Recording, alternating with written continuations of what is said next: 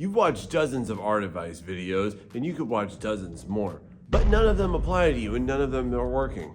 But why is that? Well, as you watch me draw this, learn what's going on behind the scenes, what nobody knows and talks about, so that you can finally understand why all of the art advice just isn't working for you. And by the end of this, you'll finally learn how to have your breakthrough. Now, at the basis of this video and why I wanted to make this so much for you, over the last 7 days, I had 3 people reach out to me. 3 people come to me and ask me for advice. And I gave them advice, and I took about an hour trying to talk to them, trying to give them the best advice that I could, because I really wanted to help them out in the spirit of improvement.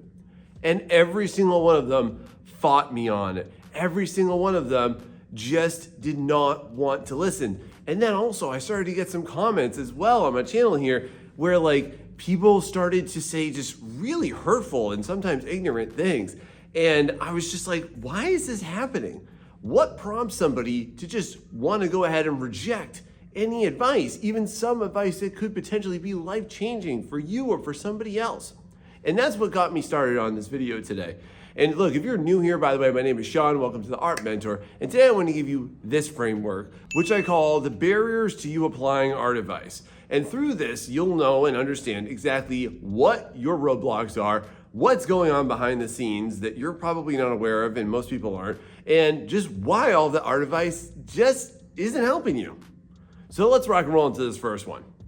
So here's a common thing that I typically run against as somebody who gives a lot of advice. I really want to help y'all here as artists because you're my fellow people. And a lot of times people will say this gem, easier said than done, Sean. And so this runs us up against our very first barrier, which is that you want it easy. And where I'm coming from, y'all, is not a place of I just happen to know better than you or I'm special than you. No, I want to just let you know very upfront. I have made every single mistake that I talk about on my channel. I have screwed up everything, and that's why I'm trying to save you some pain on this. And so therefore, when people say oh, well, you make it sound so easy, Sean, I'm like, no, it's not easy. Change is not easy. Making adjustments to what you're doing is not easy. But your problem, perhaps, my friend, is that you're wanting it easy. You expect you to be able to change your life, which, by the way, you probably took the last 20 or 30 or 40 years to go ahead and cement it into what it is right now.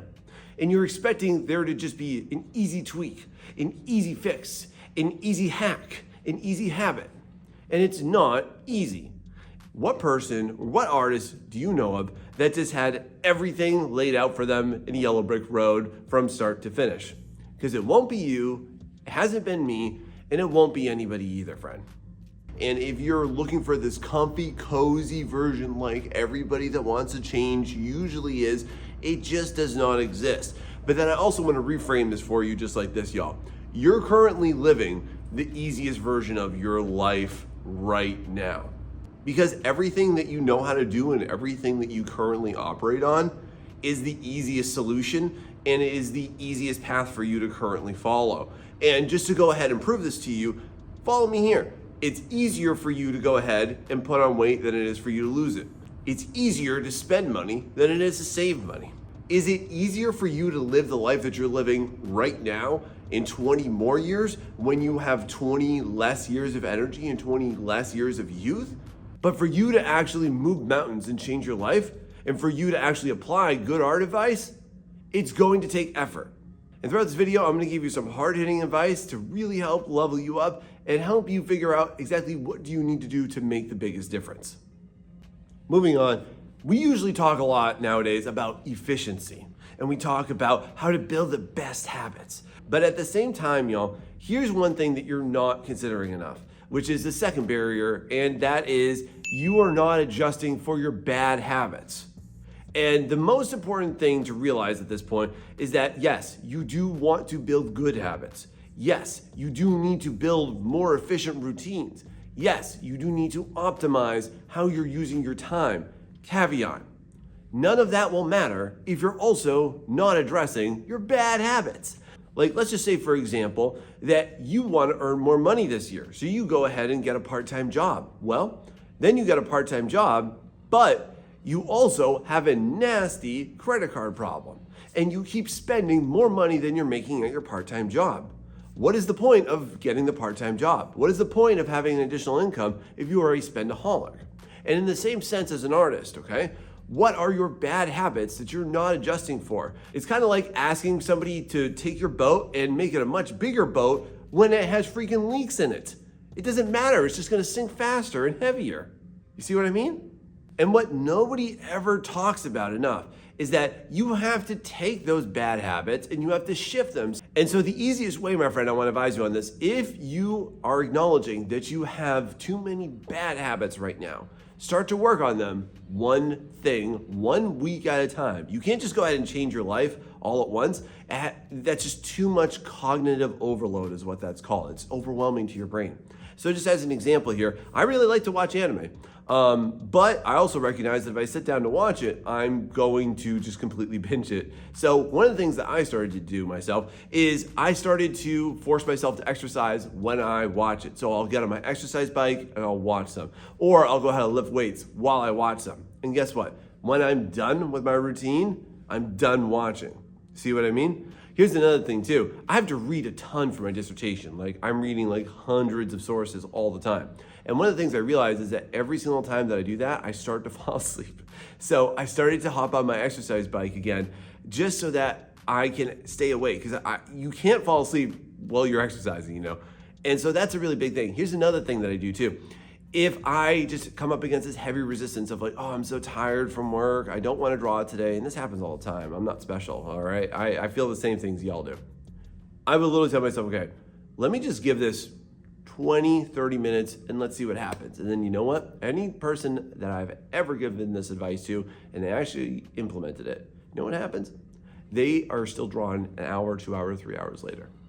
And let me just present it to you like this. You can't want to fight for good habits and want to fight for your bad habits at the same time.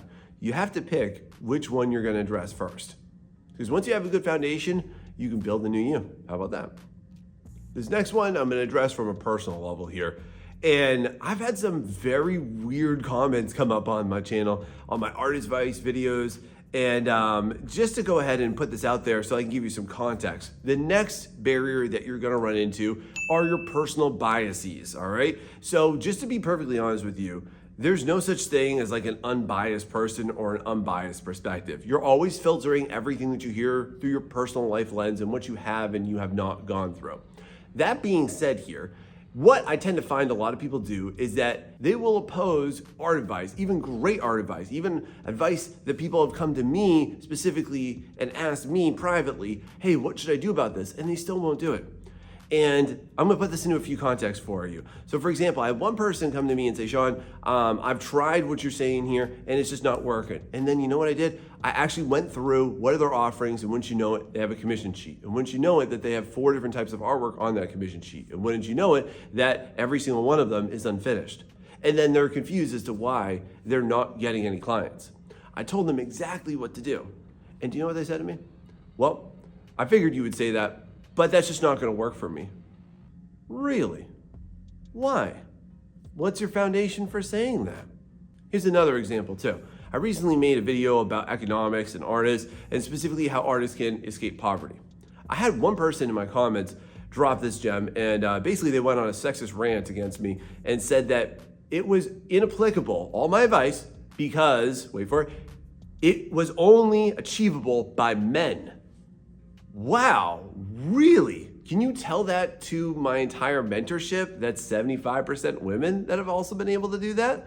A big thing that I immediately thought about when I was reading that message, which I deleted because it was just grossly derogatory and untrue anyways, I thought to myself, wow, has that been your experience? And so one of the things that will cloud you greatly, my friend, is what you do and you don't filter through your personal biases. So just to spell it out for you, you might think to yourself, well, this advice only works for her, this advice only works for him. Or you might think, oh, because of the color of my skin, then this person doesn't know what they're talking about. They haven't been through my life. They haven't been through my circumstances. And so what this all traps you into is this idea that you're special, that you are the only person on planet Earth that's had to go through any type of a hardship.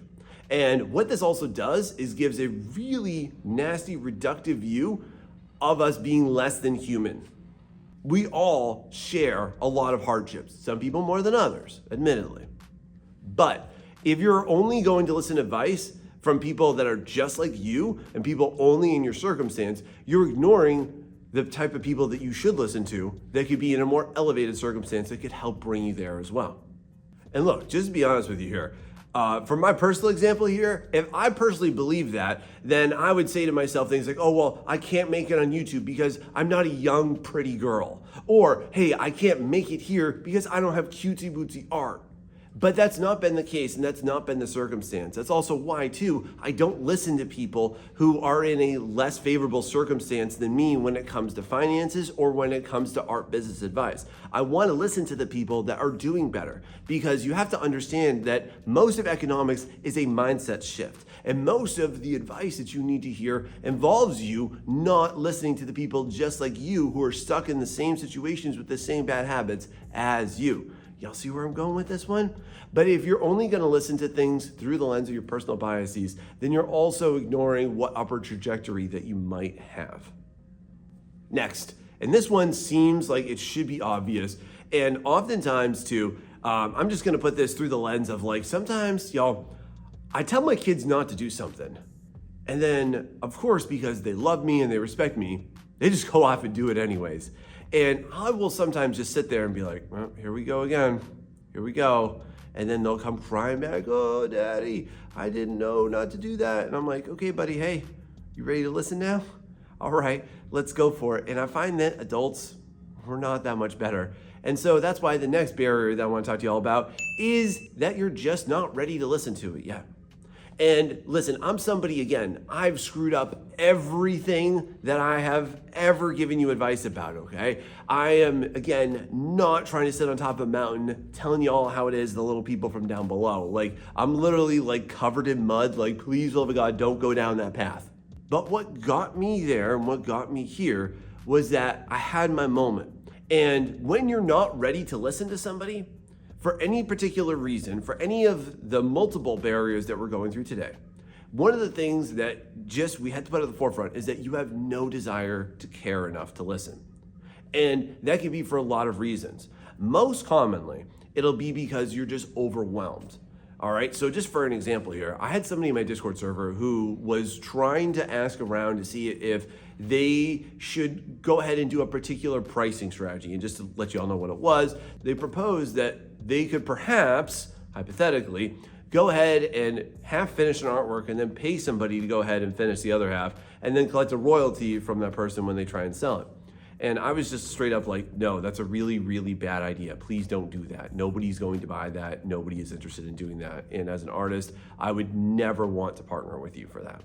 And they fought me tooth and nail, not just me, but 3 other people as well on my Discord server about, which by the way, if you want to join, it's free right down below in the description here. And I laugh, but I was really trying to help this person. And what I learned is that they were in just dire circumstances. They needed to very quickly attain a good amount of money. They were in an unsafe situation, and that's what was driving them. And now, one of the things that you'll probably think about is that, well, maybe I haven't hit my rock bottom yet. Have you ever said that too? You're like, well, things are okay, but like I haven't hit my rock bottom, and that's when I'll start the stuff up.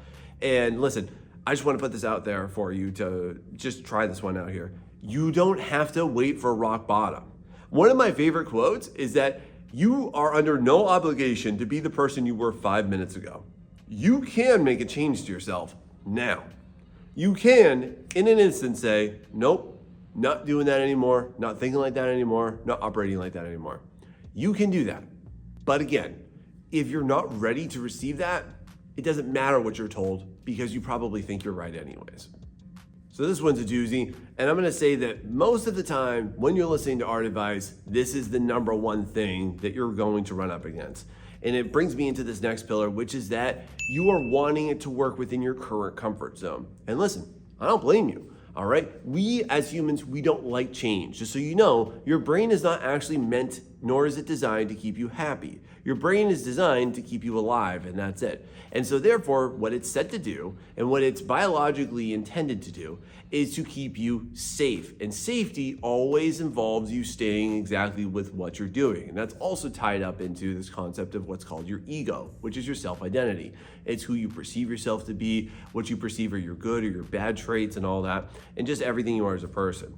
And any type of challenge against your ego, your brain perceives it as a threat.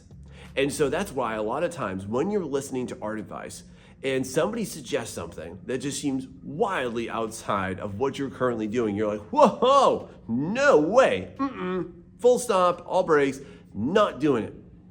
And so that's why you're not making the changes that you need to.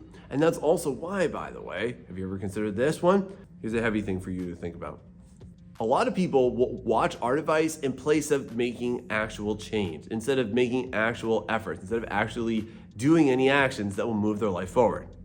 And that's just because of the fact that it's easier to do that. It's easier to listen to somebody and be like, wow, I got so much out of this. And then you'll log off that video, shut down the session, and then do absolutely nothing different because it doesn't adjust to your comfort zone.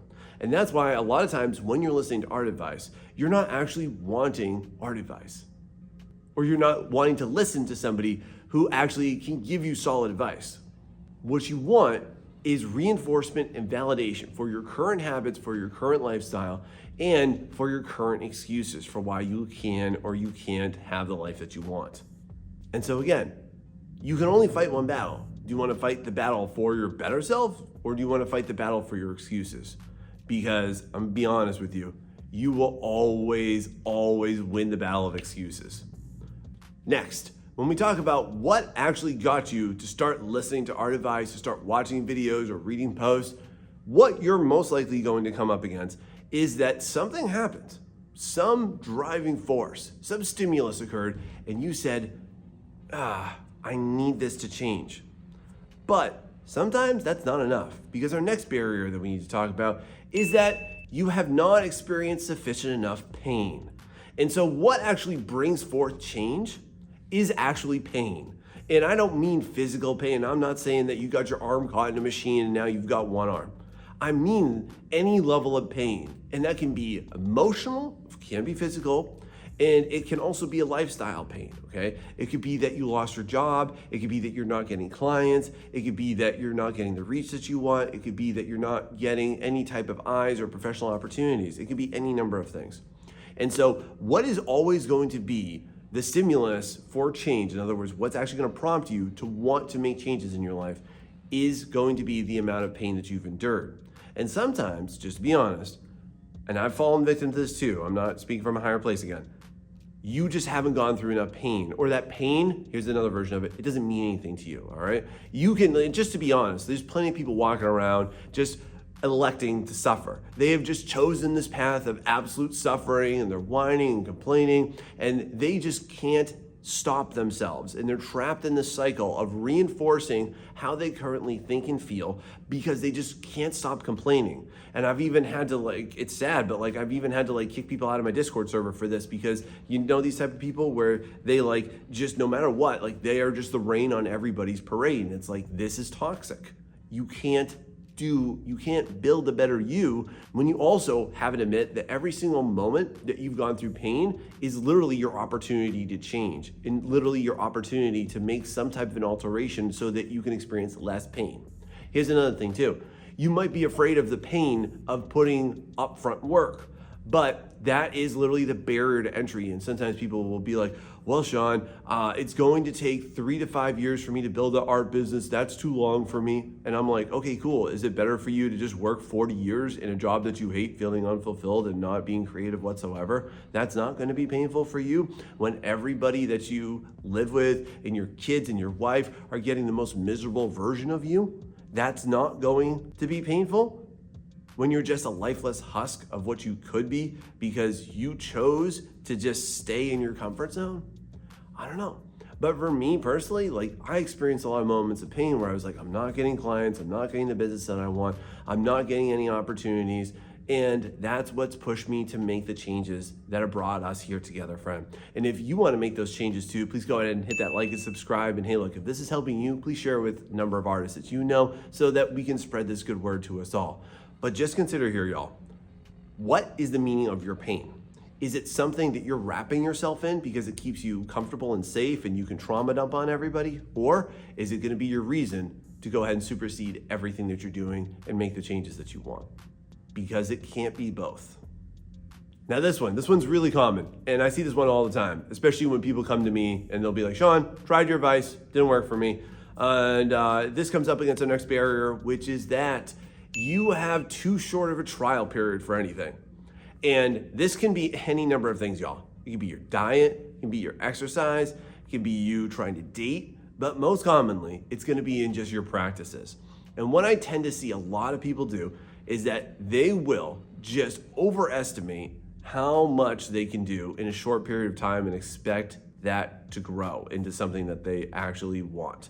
And just so for an example here, I've seen so many people be like, Sean, tried your advice for commissions, didn't work. And I'll be like, okay, hey, how often did you post? And they'll be like, oh, well, I posted once last month. Okay, well, that's a problem. And how long did you keep that up for? You posted once a month. How many months did you keep that up for? Or just that 1 month. Well, that's why. You see where I'm going with this? So because of the fact that you didn't do it and you weren't consistent with it, that's why you didn't get what you wanted to. Oftentimes, I don't think that we really think about this, but I want you just to consider that that time investment is the cost of admittance to you getting anything that you want. That's the sacrifice that you have to make. When you can't pay with money to go ahead and sacrifice time, you have to sacrifice time in order to get money and in order to get the opportunities that you want to. This isn't just an economic thing, okay? Like just for example, you can't just go ahead and do crunches for a week and then just wake up one day and you're like, whoa, look at that ripped six pack right there. It doesn't work like that. Similarly, just as an example, I can't go to my wife when she was pregnant and be like, oh, you know what? I'm really sick of this like whole pregnancy thing. I mean, like you're complaining about you're sick, watching you throw up all the time. It's gross. And, listen to you like complain about your swollen ankles. I mean, this is just too much for me. Can we just have this baby? Like, of course not. We can't do that. We can't rush certain things. And so for you yourself, just consider everything that you do is going to involve time. Similarly, time doesn't care about you, friend. If you're not investing the time and you're not being consistent with it and you're giving yourself too short of a trial period because you have expectations that are way outside of what it will actually take to invest into you doing the changes that you need, then you're not going to achieve it.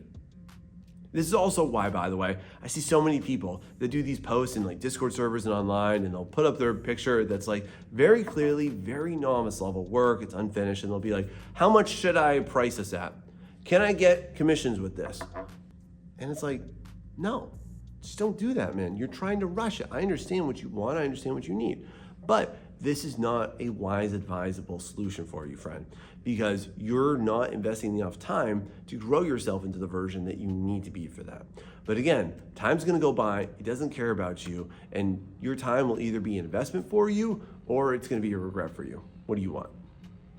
Now, along with everything that we've said today so far, this one I want to put at the forefront because I think that this is a huge barrier to your success and a huge barrier to you actually making the adjustments that you want. And this next barrier is that you're expecting nothing to change. Listen, you obviously have some good things with your life. Your life is not all doom and gloom. Your life has some bright moments. It's got some patches of sunshine amidst the clouds, even if you're in your work circumstances. And you as a person, I'm not, and nor am I ever attacking your character. Only behaviors that don't serve you and don't serve the greater you. And because of that, you oftentimes want nothing to change. You want everything to stay the same. You want to have your cake and you want to eat it too. And you hear amazing advice that will actually make a difference. It can be for your art practices, can be for your art business, can be for you yourself, just to help sustain your human. And you still won't do it. And because of that, you want to stay the same. Here's a really big one, all right? A lot of times I work with people in my mentorship, which by the way, if you want to hear more about my mentorship and learn about it, go ahead and check out the link down below and see how it can change your life.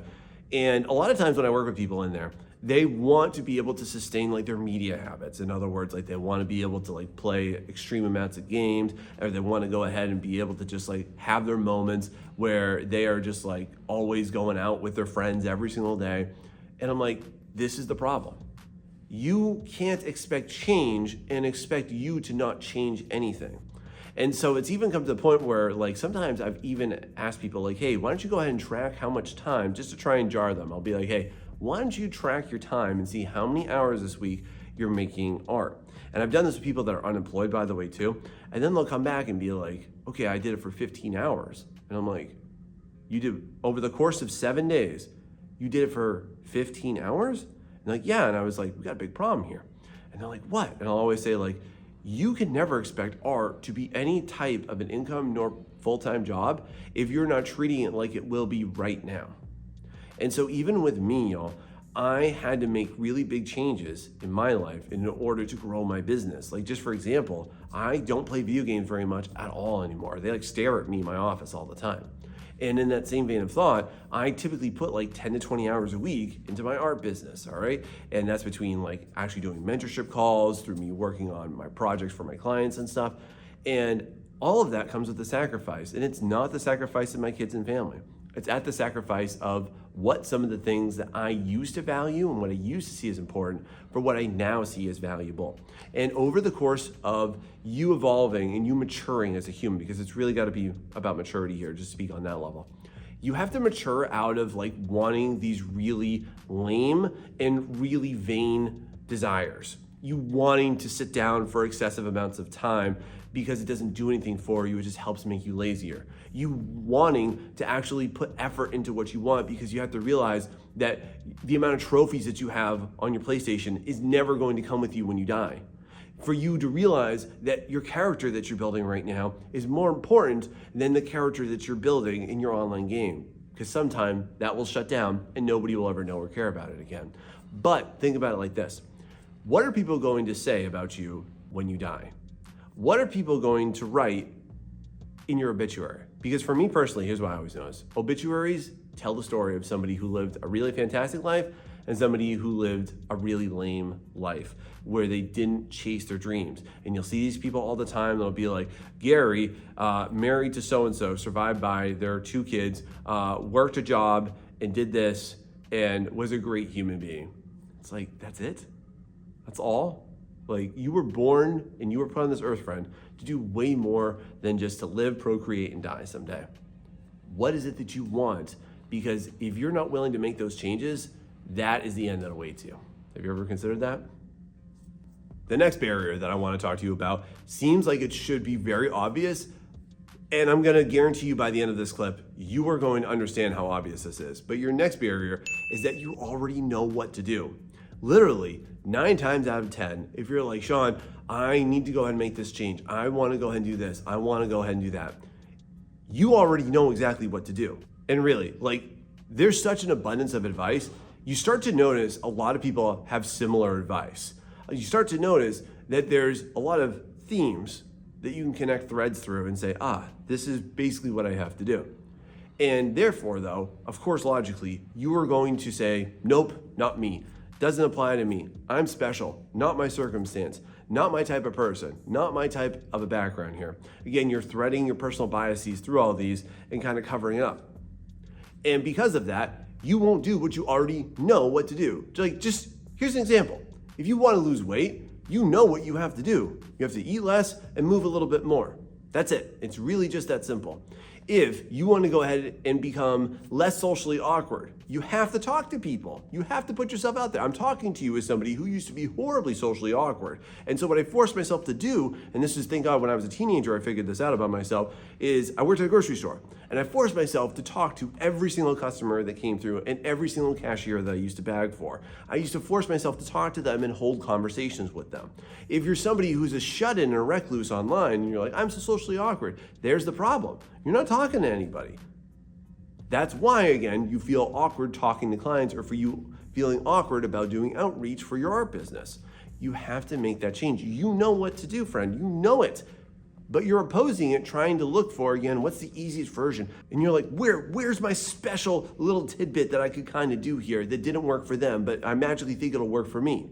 It's not gonna work because you're opposing it. Again, too, I see so many people that will come to me and they're like, Sean, I don't know what to do. And I'll be like, hey, have you watched this video? Yeah, I watched this video. And then they show me their stuff and I'm like, you didn't do anything in the video. So my friend, instead of you looking for that special little nugget somewhere that somehow relates to your comfort zone and how you don't want your life to change, and you can go through this delusional version of this comfy, cozy art advice that doesn't exist, by the way, that's not going to be painful because it should be. That's your problem. Just do what you know what to do. Moving on, I want to talk to you about a barrier that really changed my life, and I think it will do the same for you. Because for you, my friend, if you reached this part in the video, okay, first off, good for you and thank you so much, and I hope that this will help you moving forward. But I want to go ahead and let you know that this isn't it. There are more mountains you can move, and there are some big changes that you can make in your life. And I want to let you know right now, what are some of the biggest, most fantastic things that I did that really shifted everything about my life to being downtrodden, from being in this place of being disempowered to where I am right now, helping artists just like you. Once y'all know that, go ahead and watch this video right here where I'm gonna tell you all about it. Thanks so much for watching. If this has helped you, share with somebody that you know. Thanks so much. See you next time.